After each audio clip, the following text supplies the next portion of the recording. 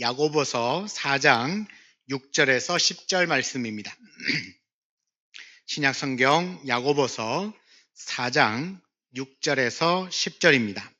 신약성경 374쪽쯤 되겠습니다.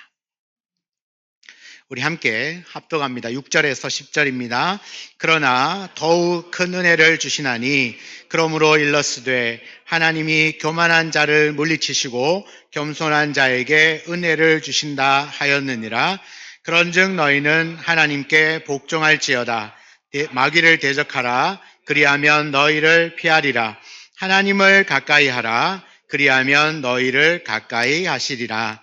죄인들아 손을 깨끗이 하라. 두 마음을 품은 자들아 마음을 성결하게 하라. 슬퍼하며 애통하며 울지어다. 너희 웃음을 애통으로 너희 즐거움을 근심으로 바꿀지어다. 주 앞에서 낮추라. 그리하면 주께서 너희를 높이시리라. 아멘. 예수 우리 왕이여 찬양하겠습니다. 예수 우리 왕이여, 예수 우리 왕이여, 이곳에 오소서. 보좌로 주여 임하사 찬양을 받아 주소서. 주님을 찬양하오니 주님을 경배하오니 왕이신 예수여 오셔서 좌정하사 다스리소서. 주님을 찬양합니다. 주님을 찬양하오니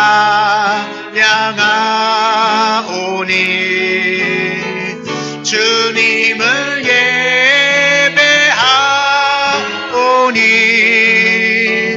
왕이신 예수여 오셔서 좌정하사 다스리소서.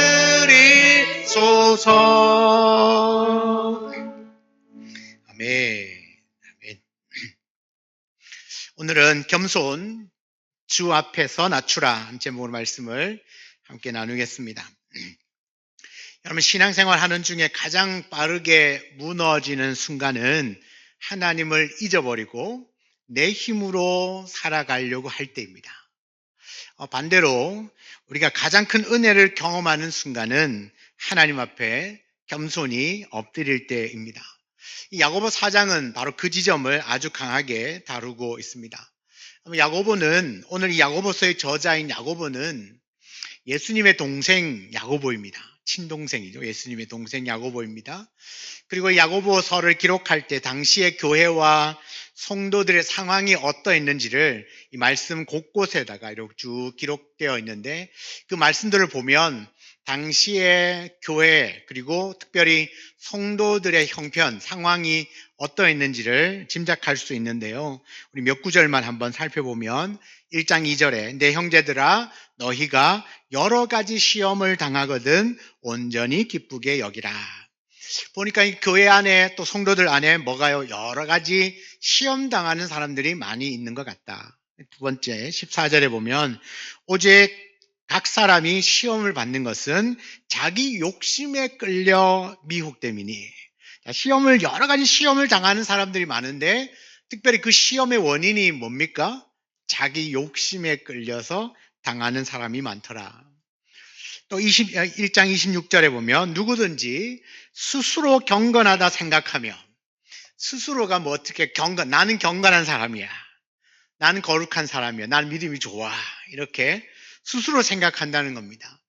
자, 나는 경건하고 나는 거룩하고 나는 믿음이 좋다고 말하는데 그 다음 말이 뭐예요? 자기 혀를 재갈 물리지 아니한다. 자기 혀를 재갈 물리지 않는다는 말은 말을 너무 함부로 한다.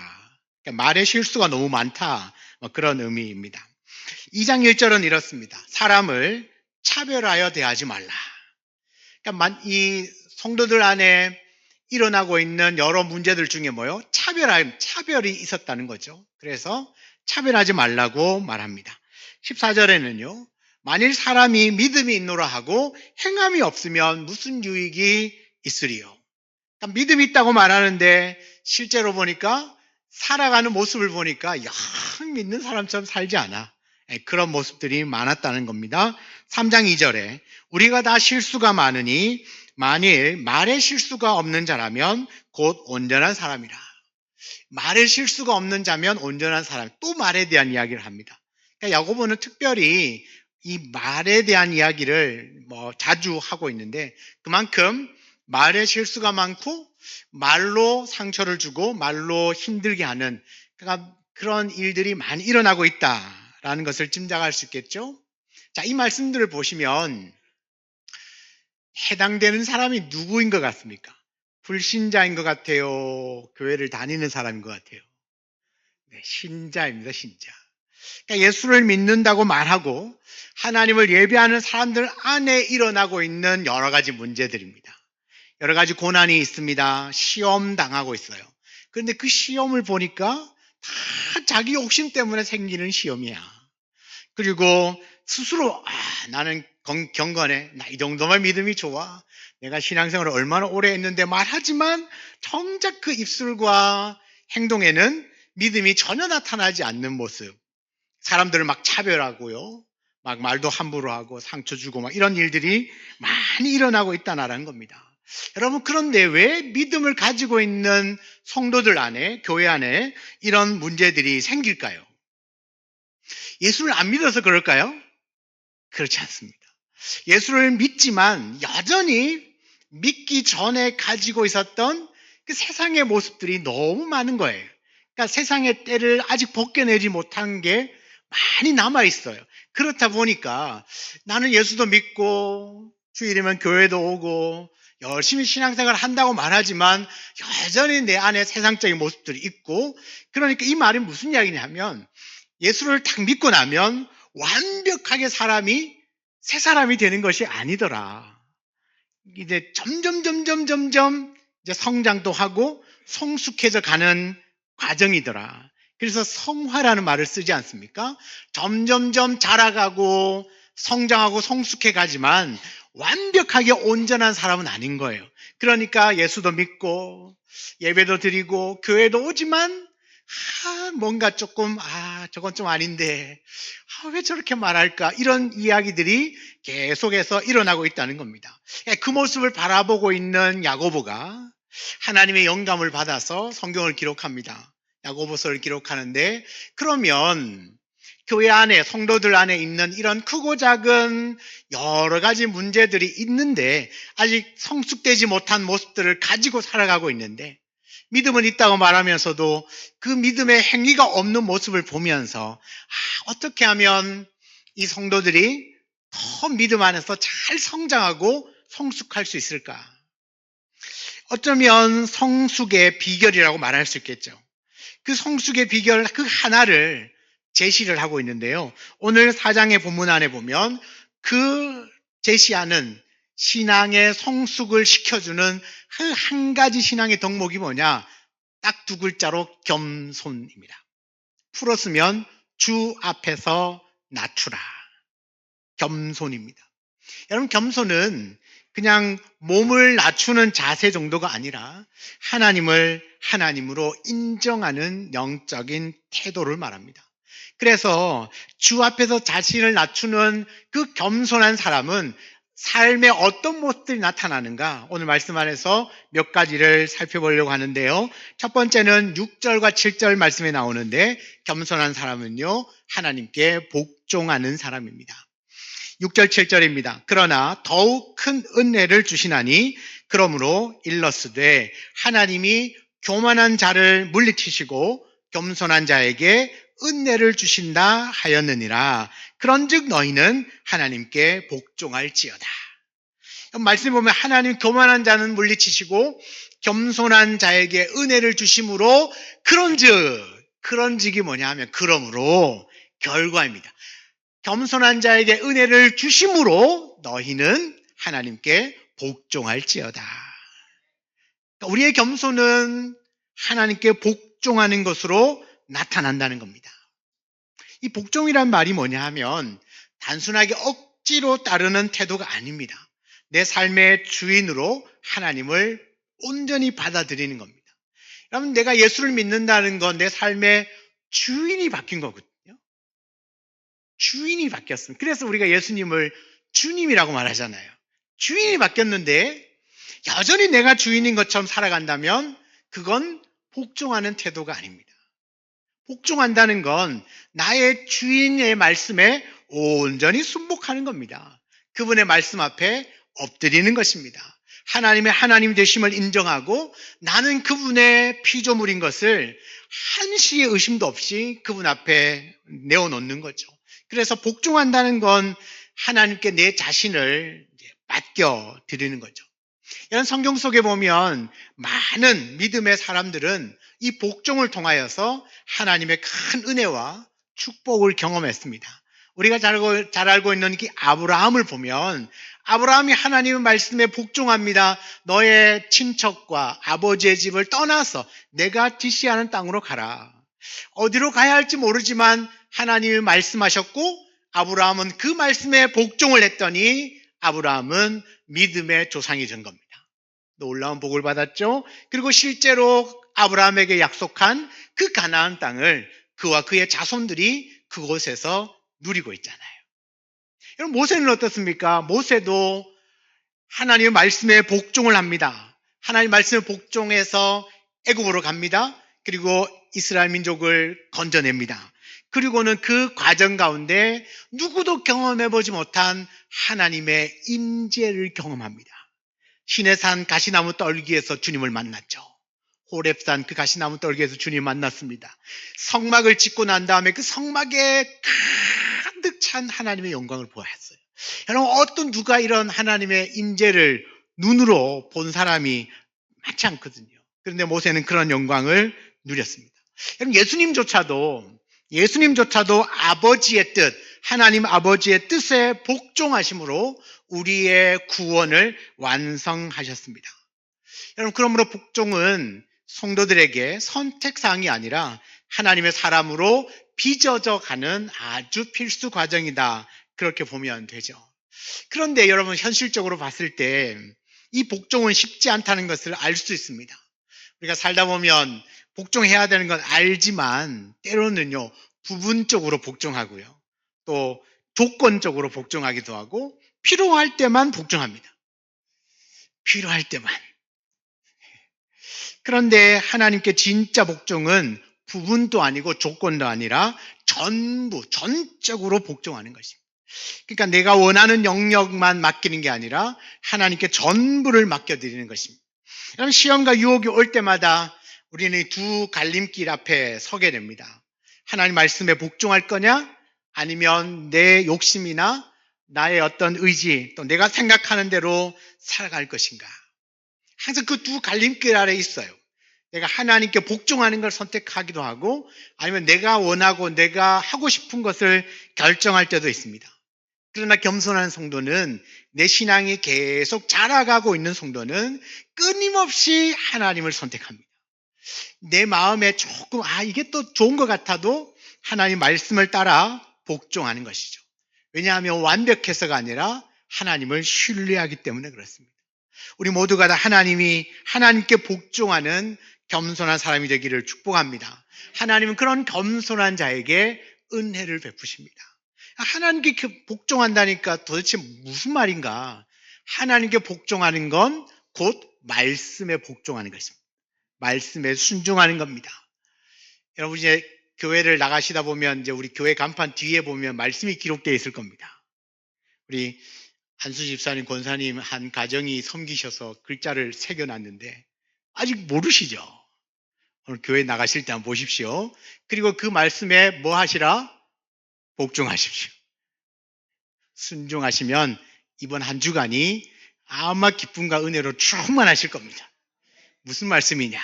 항상 기뻐하라. 쉬지 말고 기도하라. 범사에 감사하라. 이 말씀을 오고 나가면서 마음에 새기십시오. 마음에 새기시고 그 말씀에 복종하시면 하나님 복종하는 자에게 뭘 주신다? 은혜를 주시니까. 우리가 이 말씀에 복종함으로 여러분 은혜를 받으시고, 여러분 그 하나님 말씀에 복종하는 사람이 겸손한 사람입니다.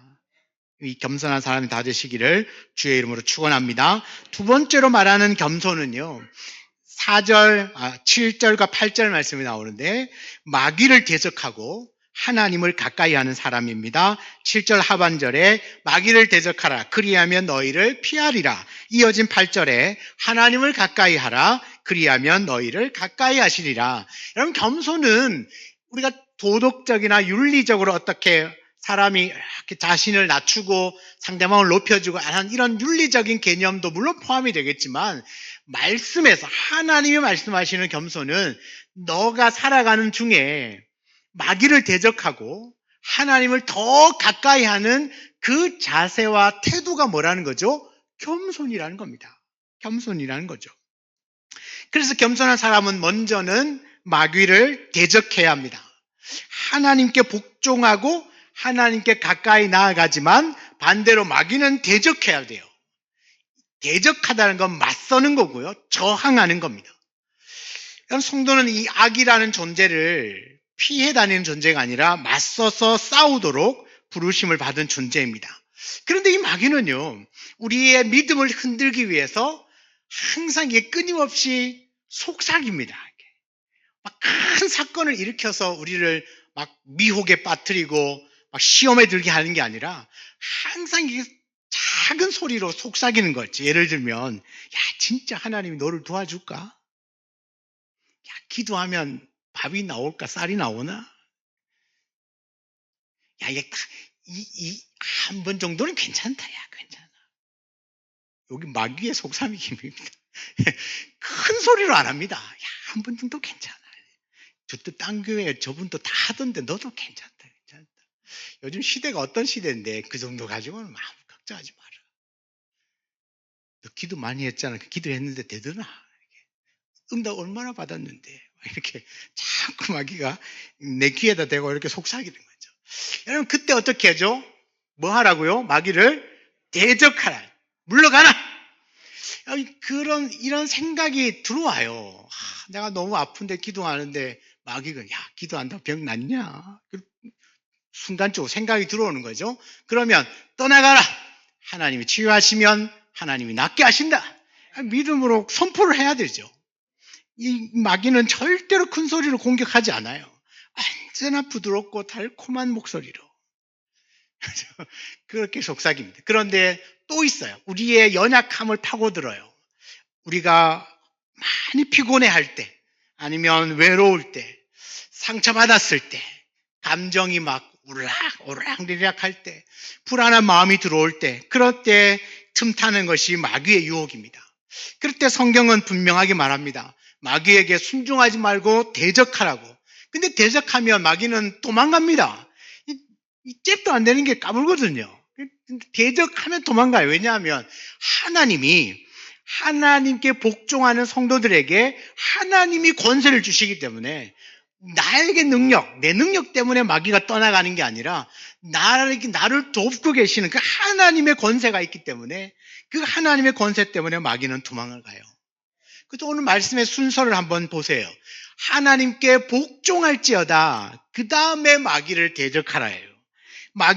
하나님께 복종할 때 하나님의 권세로 성도들이 악에 대하여서, 사탄 마귀에 대하여서 이길 수 있는 힘을 주신다.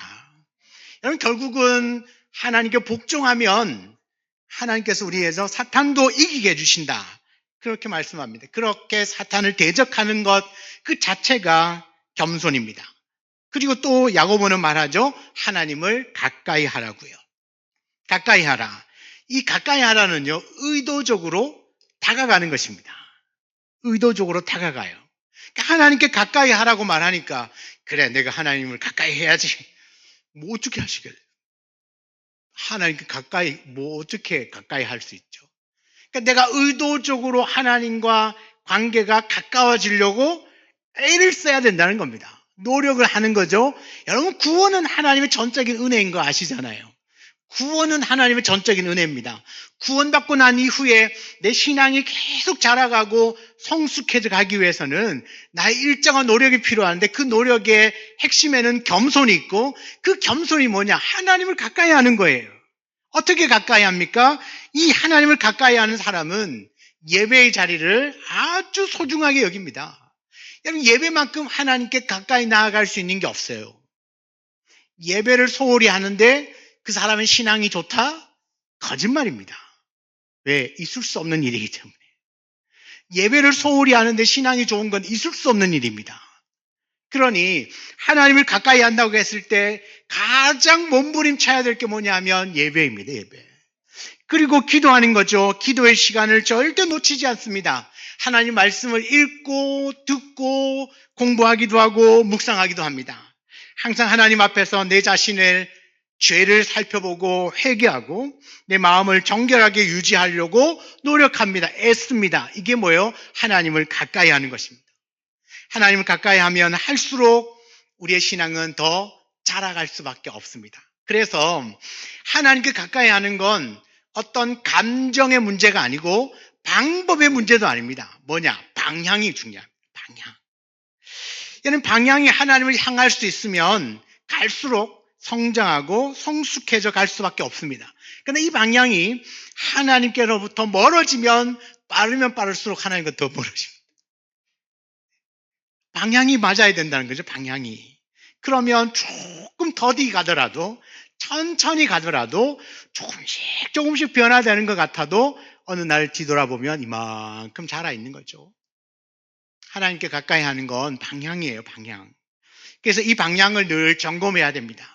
내가 하루하루 살아가는 삶의 방향이 하나님을 향하여서 더 가까이 가고자 하는지, 나는 예배를 사모하는지, 정말 기도의 시간들을 기다려지는지, 여러분 말씀이 내 귀에 쏙쏙 들어오는지, 아니면 말씀을 보려고 얼마나 애를 쓰는지, 여러분 내가 내 안에 있는 이 죄의 모습들을 다 걷어내기 위하여서 얼마나 하나님 앞에 회개하고 있는지, 이 모든 것들을 살펴보시면 내가 지금 하나님께 가까이 하고 있는지 아니면 그냥 이 자리에 머물러 있는지가 너무나 선명하게 드러날 겁니다. 지금 내 마음은 하나님을 향하고 있느냐? 사랑하는 여러분, 여러분의 마음은 언제나 하나님을 향하여 가시기를 주의 이름으로 축원합니다. 내 세상의 인정과 욕망과 나의 정욕대로 살아가는 것이 아니라 하나님을 향하여서 하나님이 기뻐하시는 일을 향하여 힘있게 나아가시는 저와 여러분 되기를 축복합니다. 그리고 또 한 가지 8절 하반절에 보면 죄인들아 손을 깨끗이 하라.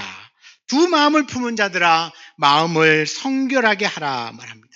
여기 두 마음을 품은 자들아, 이 두 마음이 뭐냐면 이 헬라어 원어에 보면 두 영혼을 가진 사람이라는 뜻이더라고요. 두 영혼을 가진 사람. 우리 안에 두 영혼을 어떻게 갖습니까? 이중인격자입니까? 이중인격자가 아니라 마음이 갈팡질팡한다는 거예요. 그러니까 내가 예수 믿기 전에는 내가 세상에 몸담고 있었잖아요. 근데 예수를 믿으니까 이제 예수 안에 들어왔습니다. 그런데 내 마음 안에는 여전히 세상에 즐겼던 것들이 기억나요. 내 몸에 배어 있으니까. 그래서 이제 뭐 가끔씩 다른 주님을 모시기도 하고, 이렇게. 그죠? 그리고 또 세상에서 즐겼고 좋아했던 것들 또 하고 싶은 마음들로 들고 또 한편으로는 내가 그래도 교회 다니고 예수 믿는데 제대로 살아야지 하는 마음들이 있고 이 두 마음이 어떻게 해요? 갈팡.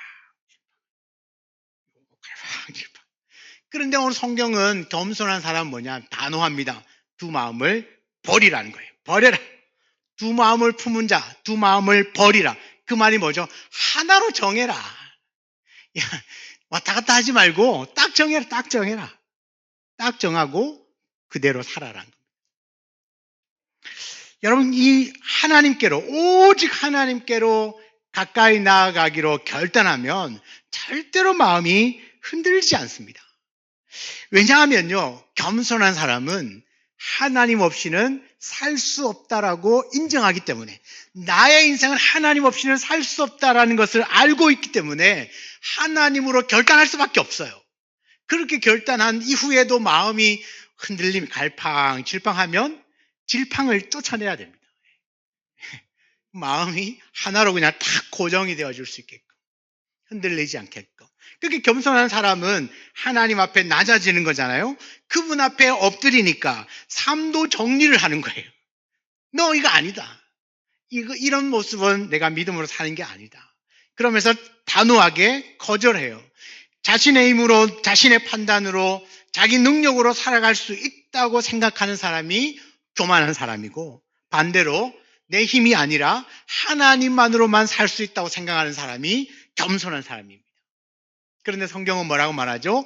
교만한 사람은 하나님이 물리치시고 겸손한 자에게는 하나님이 은혜를 주신다.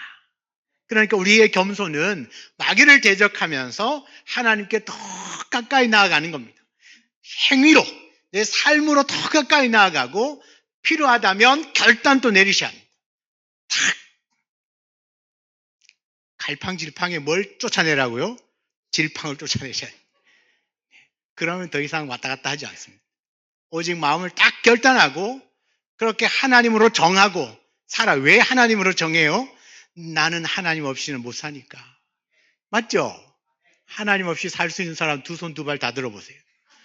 아무도 안 계시지 않습니다. 하나님 없이는 살 수 없어요. 사람 젊으나 우리 아이들도 마찬가지입니다. 나이가 어리나 나이가 드나 남녀노소 이건 상관이 없어요. 누구든지 하나님 없이는 한순간도 살 수 없는 존재라는 것을 알면 그분 앞에 엎드릴 수밖에 없고 낮아질 수밖에 없습니다. 그래서 겸손한 사람들의 입술에는 늘 이렇게 고백하잖아요. 주님, 나는 주님이 필요합니다. 주님 없이는 살 수 없습니다. 하나님이 나에게 힘을 주셔야 살고 하나님이 내게 생명 주셔야 살고 하나님이 나에게 은혜 주셔야 삽니다. 그러니 오늘도 내게 은혜를 더하여 주십시오. 그 마음으로 하루하루 사는 건 아니겠습니까? 여러분, 이렇게 하나님만을 갈망하시고 하나님께 더 가까이 나아가는 겸손한 자가 되시기를 주의 이름으로 축원합니다. 세 번째 겸손은요, 주님 앞에, 오늘 말씀 그대로 주님 앞에 자신을 낮추는 사람입니다. 여러분, 이 주님 앞에 자신을 낮춘다는 건 자세를 낮추는 것도 있지만 실제적으로 보면 오늘 그 낮춤이 어떤 건지를 9절과 10절에 아주 구체적으로 말씀해 주고 있는데요. 우리 9절과 10절을 한번 보시면 슬퍼하며 애통하며 울지어다. 너희 웃음을 애통으로 너희 즐거움을 근심으로 바꿀지어다.